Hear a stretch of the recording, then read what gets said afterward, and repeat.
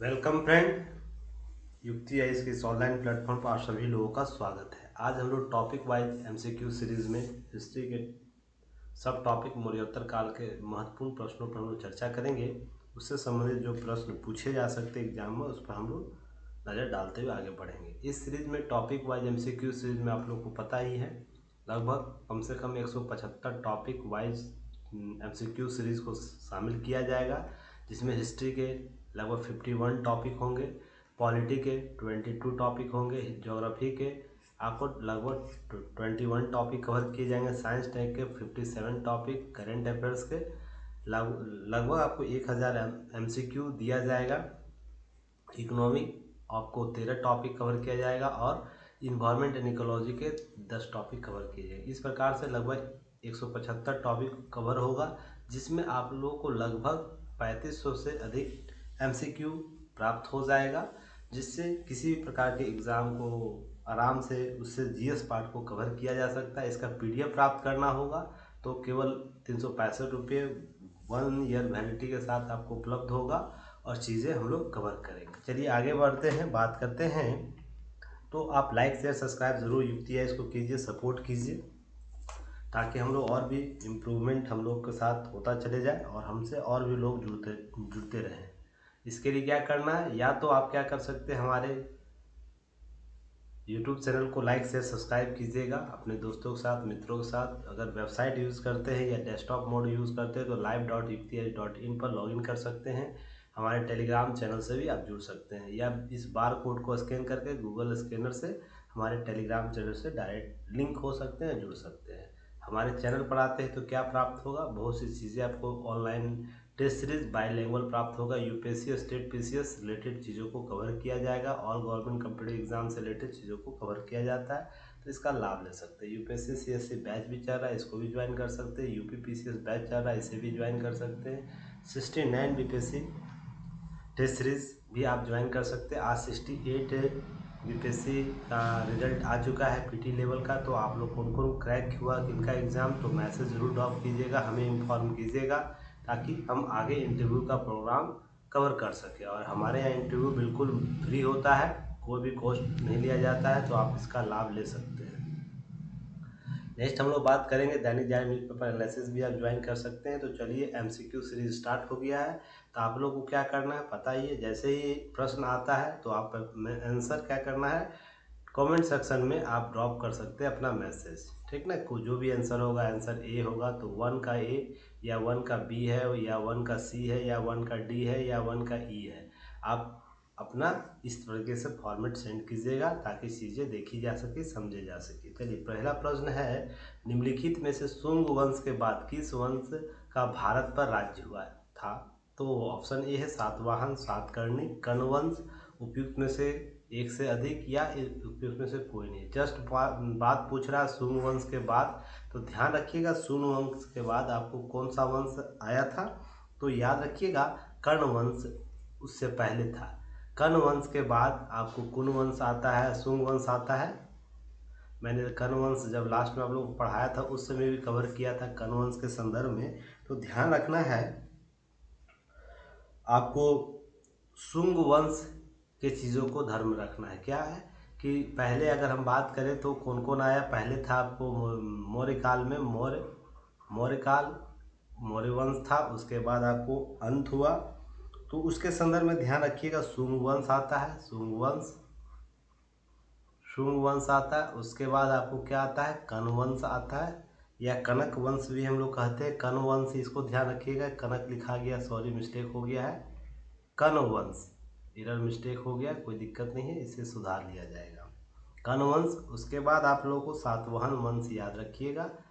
उसके बाद और भी विदेशी यहाँ पर हमारे यहाँ आते हैं, जो भारतीयकरण जिनका होता है उसकी चर्चा हम लोग अलग चैप्टर में करेंगे। जिसके बाद हिंद यूनान आपको याद रखना है, हिंद यूनानी आते हैं भारत में। हिंद यूनानी के बाद सातवाहन के बाद की चर्चा हो रही है, सातवाहन के बाद हिंद यूनान आएंगे। उसके बाद आपको शक भी आएंगे, शक के बाद आपको पल्लव आएंगे, या इसको हम पार्थियन भी बोलते हैं, पार्थियाई भी बोलते हैं, या उसके बाद से लास्ट में याद रखिएगा कुषाण आएगा। कुषाण के जाने के बाद कौन सा वंश आएगा, उसके बाद कुछ कालखंड के बाद गुप्त साम्राज्य हमारे शासन काल में रहेंगे, गुप्त साम्राज्य आ जाएगा। तो ये सब आपको ध्यान रखना है। तो कुछ चीज़ों को कवर करना है, जैसे शुंग वंश के बाद किस राजवंश का वंश का आया था, तो कण्व वंश है। तो इसके संदर्भ में कुछ चीज़ों को जानकारी रखनी, जैसे इसका स्थापना कौन किया था, स्थापना आपको वासुदेव किया था। कुछ बातें याद रखनी है जो कहीं कहीं आपको स्टेट विशेष वाले एग्जाम में पूछा जाता है। अंतिम शासक कौन था इसका, ये भी पूछा जा सकता है आपको, सुशर्मा याद रखिएगा। नेक्स्ट याद रखना है इसकी हत्या कौन किया था, सुशर्मा की या सातवाहन वंश का जो नरेश था या शासक था, सिमुक के द्वारा इसकी हत्या करके शासन सातवाहन का स्थापना कर दिया गया। और सातवाहन की ध्यान रखिएगा, अगर हम शुंग वंश के संदर्भ में चर्चा करें, शुंग वंश कौन था क्या था इसके संदर्भ में चर्चा करें, तो याद रखिएगा इसकी स्थापना शुंग वंश की स्थापना, अगर इसकी चर्चा की जाए तो याद रखिएगा शुंग वंश की स्थापना कौन किया था।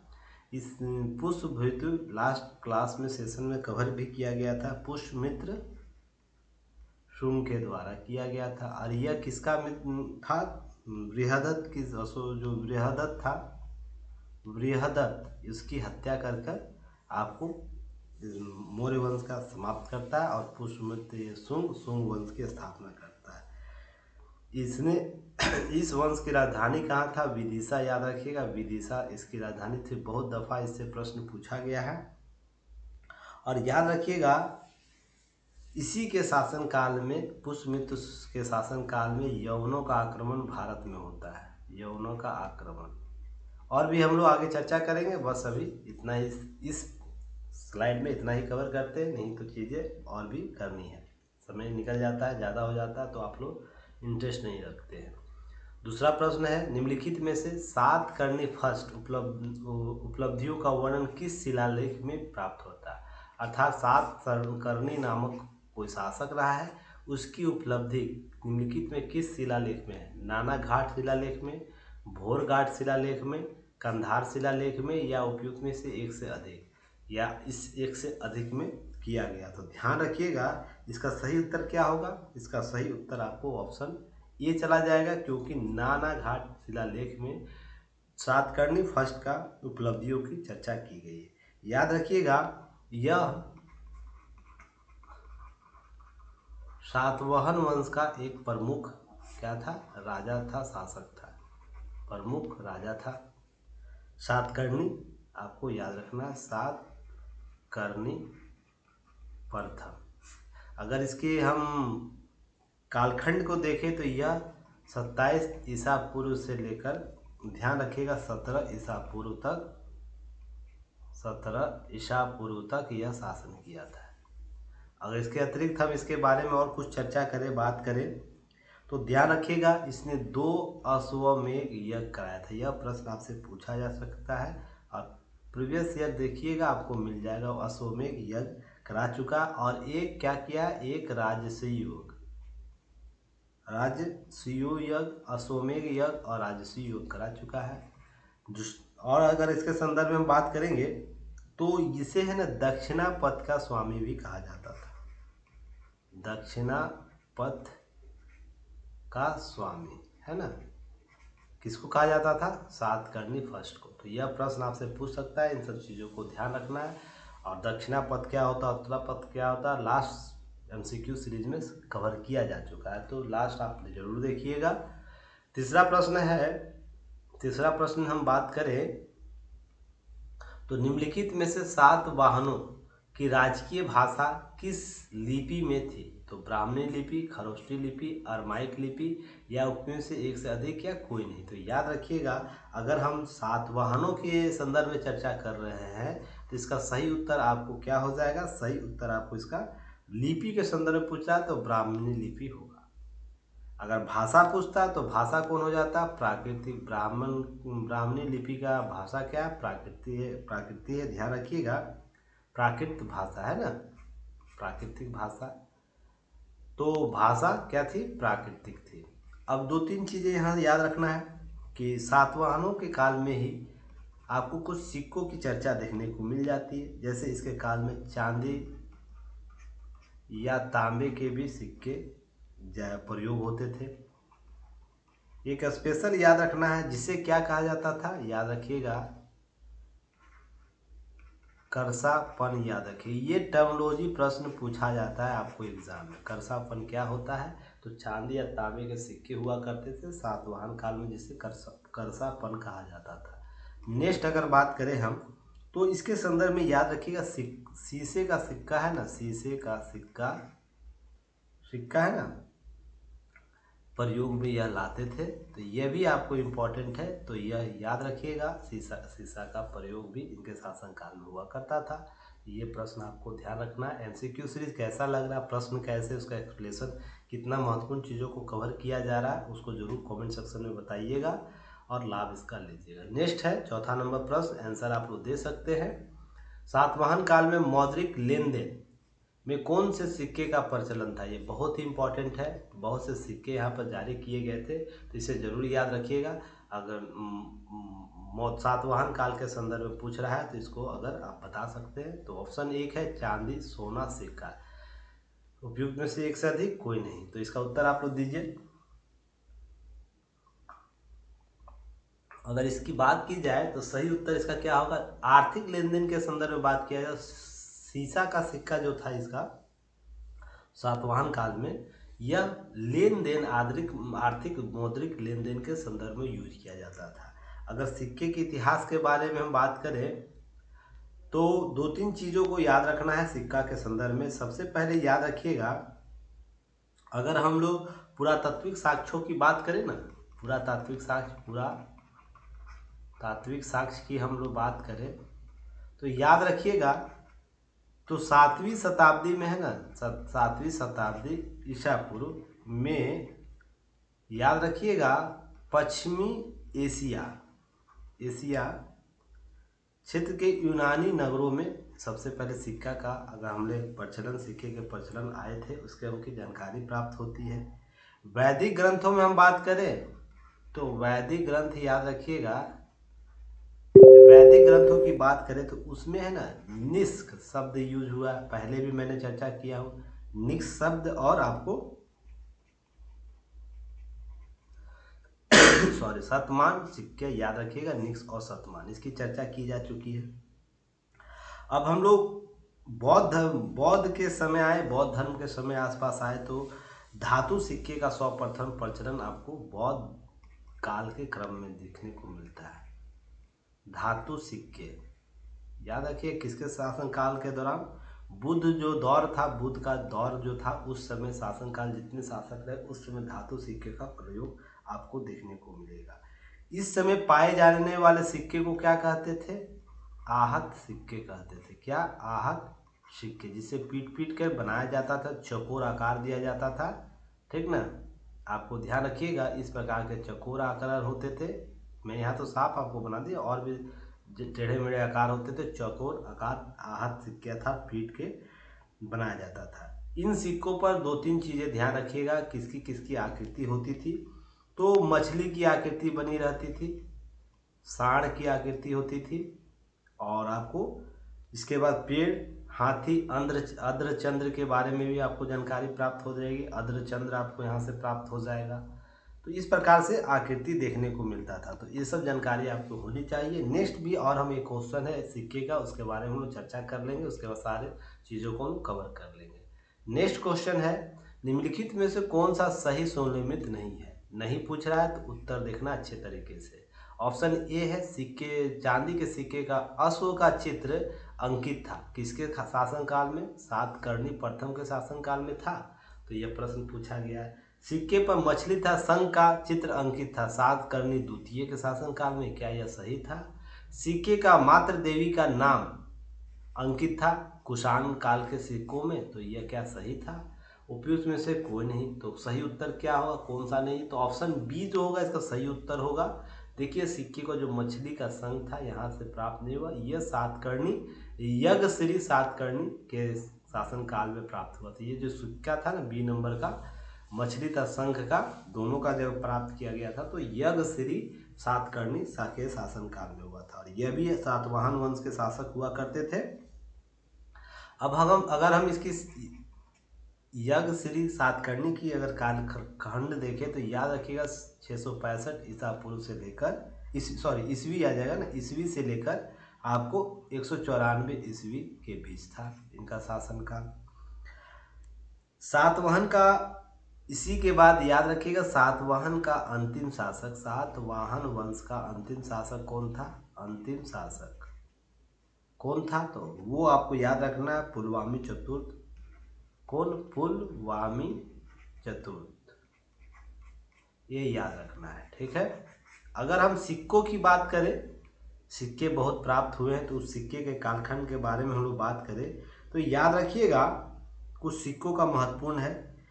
मौर्यकालीन सिक्के क्या कहे जाते थे? आपको यह सब प्रश्न पूछा जा सकता है। मौर्यकालीन सिक्के याद रखिएगा, उसको हम लोग निष्क कहते थे। जो सिक्के होते थे, सोने का सिक्का जो होता था, सोना गोल्ड का जो सिक्का होता था उसको निष्क बोलते थे, याद रखिएगा।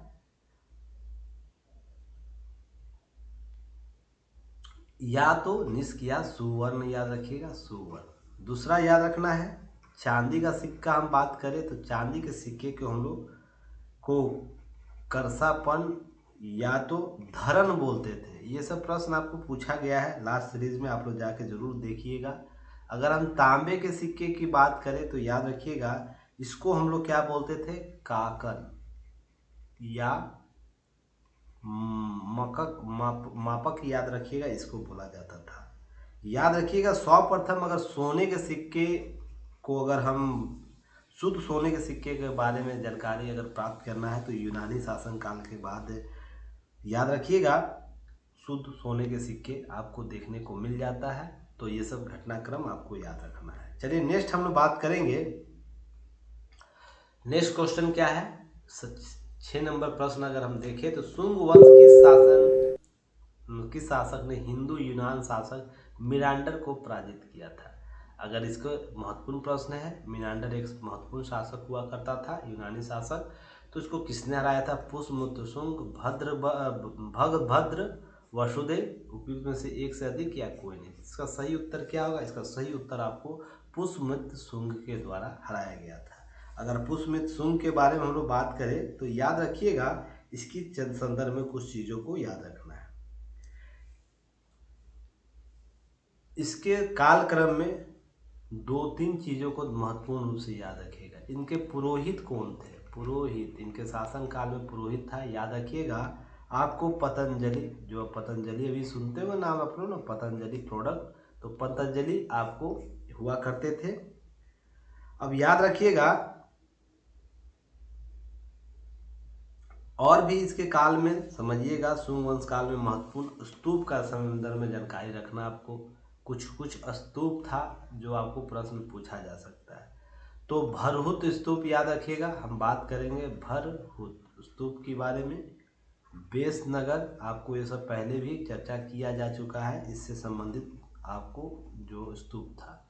बोध गया, याद रखिएगा बोध गया स्तूप के बारे में चर्चा की जा चुकी है। अब याद रखिएगा इसके अंतर्गत कुछ चीज़ों को कि इसका शुंग काल का जो था, शुंग काल का क्या था? अगर हम भाषा की बात करें तो संस्कृत आपको देखने को मिलता है, संस्कृत भाषा इसका, ठीक है ना। संस्कृत भाषा आपको,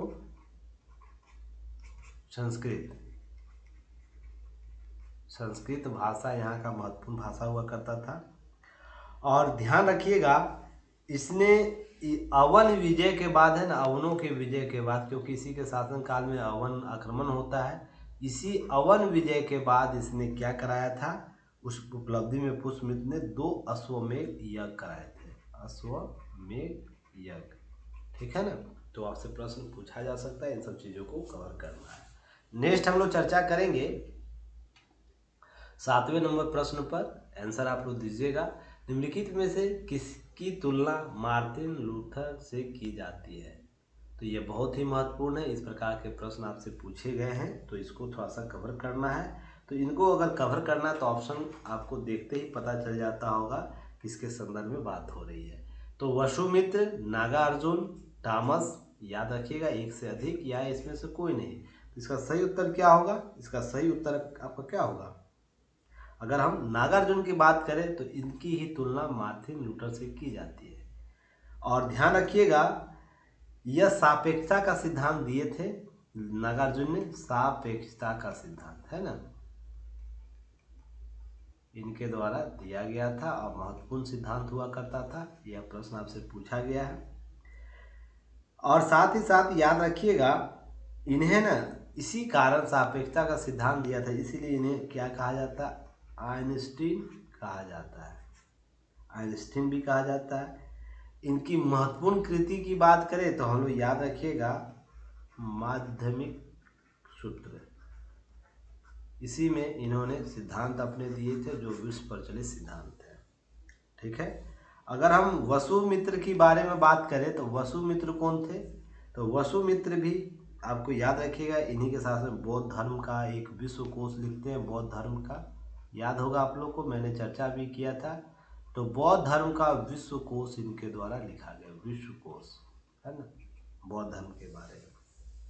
और भी बहुत सी चीज़ें हैं पर फिलहाल इतना ही याद रखिएगा तो इन सब चीज़ों को कवर किया जा सकता है। नेक्स्ट हम बात करेंगे 8वां नंबर प्रश्न। 8वां नंबर प्रश्न हम बात करेंगे कनिष्क के राज्य वैद्य का नाम निम्नलिखित में से क्या था? तो क्या था नाम, ये भी आप लोग को, हालांकि बहुत इजी प्रश्न है पर इसके डायग्राम बहुत विस्तृत है तो इसलिए इसको शामिल किया गया है। जीवक है, चरक है या विष्णुगुप्त है? तो याद रखिएगा राजवेद की बारे में बात कर रहा है तो इसके राज्यवेद कौन होंगे? चरक होंगे। तो इन्हीं के द्वारा क्या किया गया था? चरक के द्वारा चरक संहिता लिखा गया है ना, लिखा गया है। तो इसे आप लोग को याद रखना है, चरक संहिता। ध्यान रखिएगा अगर हम अश्वघोष की बात करें तो ये कौन थे? अश्वघोष, इसके याद रखिएगा अश्वघोष, अश्वघोष कनिष्क के शासन काल में राज कवि थे। आपको यह सब प्रश्न पूछा जा सकता है, या तो मिलाने का मिलान दे देगा सूची 1 सूची 2, वहाँ भी आपको ये सब काम देगा। अगर हम कनिष्क के शासन काल की बात करें तो कुछ चीज़ों को ध्यान में रखना है। क्या याद रखना है कनिष्क के संदर्भ में? यह कुषाण वंश का सबसे महान शासक हुआ था, कुषाण वंश का, ठीक है ना। तो कुषाण वंश की स्थापना किसने की थी? तो कितने लोगों को याद है बताइएगा। पहले भी मैंने इन सब चीज़ों पर पहले चर्चा किया था। तो कुजुल कन्फ्यूशस याद रखिएगा, कौन है? कुजुल कन्फ्यूशस, कुजुल कन्फ्यूशस याद रखिएगा, इनके द्वारा कुषाण वंश की स्थापना की गई थी। इनको थोड़ा सा याद रखना है। नेक्स्ट याद रखना है कुषाण के बारे में, तो याद रखिएगा इनके द्वारा कुषाण के कनिष्क के द्वारा, याद रखिएगा कनिष्क के द्वारा 78 ईस्वी में राज्यारोहण किया गया था और इसी के संदर्भ में शक संवत चलाया गया था, है ना, शक संवत याद रखिएगा। और भारत सरकार इसी को अपनाती है, आपको शक संवत के तौर पर ध्यान रखिएगा, भारत सरकार इसे अपनाती है। तो 78 ईस्वी में अब इसने 2 राजधानियां अपनी बनाई थी, राजधानी 2 याद रखिएगा, कौन? एक पुरुषपुर और दूसरा याद रखना है आपको मथुरा। पुरुषपुर की बात की जाए तो यह पेशावर इसको बोला जाता था पहले, वर्तमान पाकिस्तान में है ना पेशावर, वो स्थान पुरुषपुर। चलिए यहाँ तक क्लियर। अब इसी के शासन काल में आपको चौथी बौद्ध संगीति होती है, तो बौद्ध संगीति के बारे में मैंने पहले ही चर्चा कर चुका हूँ, पहले के MCQ सीरीज आप देख सकते हैं। 9वां प्रश्न हम लोग देखेंगे, निम्नलिखित में से सुदर्शन झील का जीर्णोद्धार किसने किया था? बहुत ही महत्वपूर्ण प्रश्न है, यहाँ से प्रश्न पूछे जाते हैं, लगातार प्रश्न पूछे जाते हैं सुदर्शन झील के बारे में। तो चंद्रगुप्त मौर्य, रुद्रदामन प्रथम, कनिष्क या एक से अधिक या उपयुक्त से कोई नहीं। अगर हम बात करें जीर्णोद्धार की बात करें तो याद रखिएगा रुद्रदामन के द्वारा किया गया था। पर यहाँ ध्यान यह रखना है जब रुद्रदामन के संदर्भ में बातें हो रही हैं तो याद रखिएगा इसका निर्माण है ना चंद्रगुप्त मौर्य के शासनकाल में, चंद्रगुप्त मौर्य के शासनकाल में उसका एक प्रांतीय राजा होता था, प्रांतीय राजा या शासक भी बोल सकते हैं हम लोग। कौन था तो याद रखना है, यह पुष्पगुप्त था, पुष्पगुप्त है ना, पुष्पभूत होगा यहाँ पर, गुप्त ये भी गुप्त अगला सेशन है उसे यही याद आ गया, पुष्पभूत के द्वारा किया गया था, यह आपको याद रखना है। पर जीर्णोद्धार बहुत से शासकों द्वारा किया गया था, तो ध्यान रखिएगा चंद्रगुप्त द्वितीय के शासनकाल में भी होता है, आगे भी होते हैं। तो रुद्रदामन प्रथम के शासनकाल में क्या होता है, इसका जीर्णोद्धार किया जाता है। और याद रखिएगा ये सुदर्शन झील कहाँ है, तो काठियावाड़ जिला में भी है। कहाँ पर, काठियावाड़ जिला, आपको कोंकण नर्मदा मालवा क्षेत्र जो है ना काठियावाड़, याद रखिएगा वहाँ है, काठियावाड़ क्षेत्र में है। चलिए नेक्स्ट हम बात करते हैं, नेक्स्ट हम बात करेंगे 10वां और अंतिम प्रश्न नॉट लिस्ट। फिर हम लोग एक नए सीरीज पर आएंगे, कुछ अतिरिक्त मैं अभी बात करूंगा। तो यहाँ पर ध्यान रखना है कनिष्क के शासन काल में निम्न, एक सेकेंड,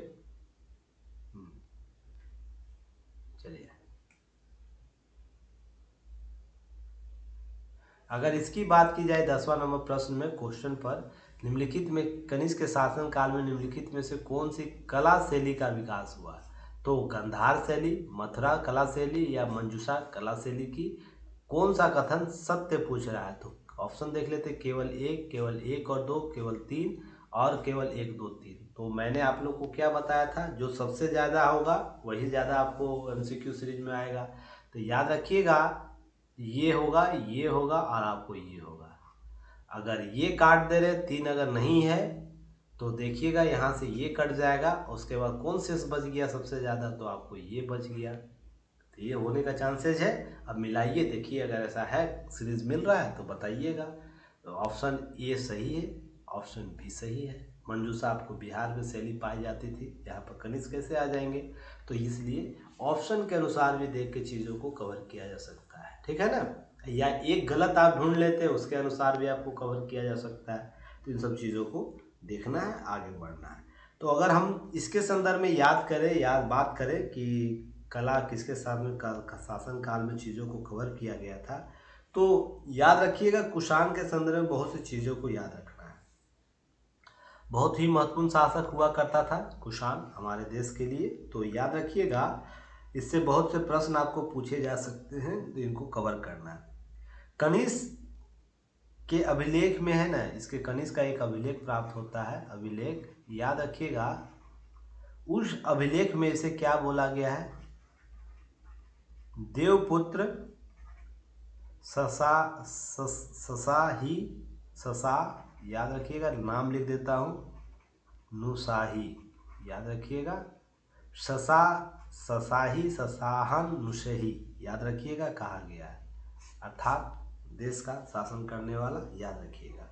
इसके शासनकाल में 2 कलाओं का निर्माण होता है, गांधार शैली और मथुरा शैली। इस पर मैंने विस्तृत चर्चा पहले भी कर चुका हूँ। गांधार शैली की विशेषता क्या है, विस्तृत जो आंसर राइटिंग सीरीज था वहाँ पर जाके देखिएगा, पूरा वीडियो ही एक बना हुआ है इस पर, इन सब चीज़ों को कवर कर लीजिएगा।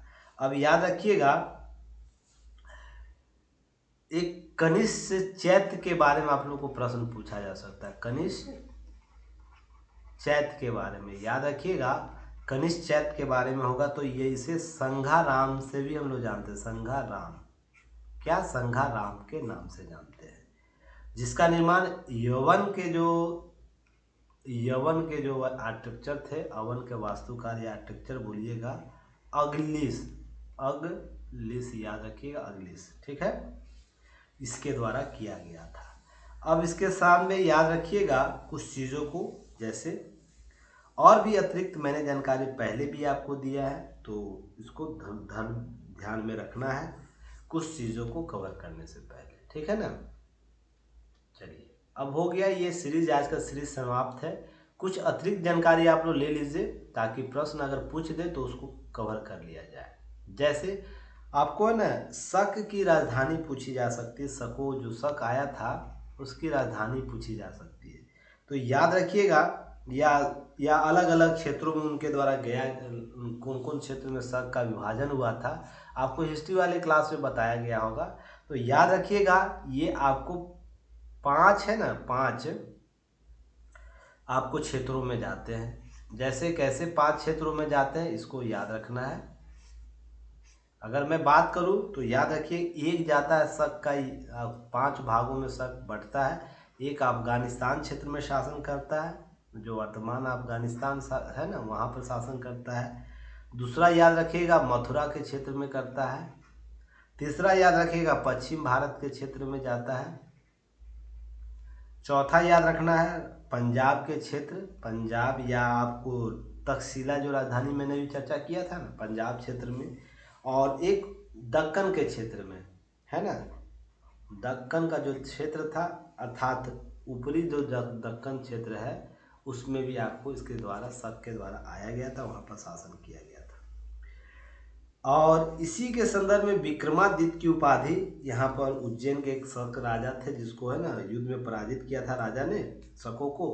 तो यहीं पर उस राजा ने लगभग 500 लगभग 57 से 78 ईस्वी के बीच, है ना, 78 ईस्वी के बीच एक शक शासक को किसी राजा ने, भारतीय राजा ने हराया था। उसका नाम विक्रमादित्य अपनी उपाधि धारण की थी। तो आपको यहाँ से प्रश्न पूछा जा सकता है, विक्रमादित्य। और 12 से अधिक विक्रमादित्य की उपाधि धारण करने वाले राजाओं की सूची मिलती है। तो वो सब चर्चा हम लोग अगले सेगमेंट में करेंगे, ठीक ना। चलिए, जो भी महत्वपूर्ण था उन सब चीज़ों को कवर कर दिया गया है। नेक्स्ट हम लोग बात करेंगे गुप्त साम्राज्य एमसीक्यू सीरीज पर। तो हमसे बने रहिए, जुड़े रहिए। कमेंट सेक्शन में हमें सपोर्ट मैसेज कर सकते हैं, आपको कैसा लग रहा है। कल हम लोग गुप्त साम्राज्य के बारे में 2 पार्ट में चीज़ों को कवर करेंगे, क्योंकि एक बार में ये कवर नहीं होगा।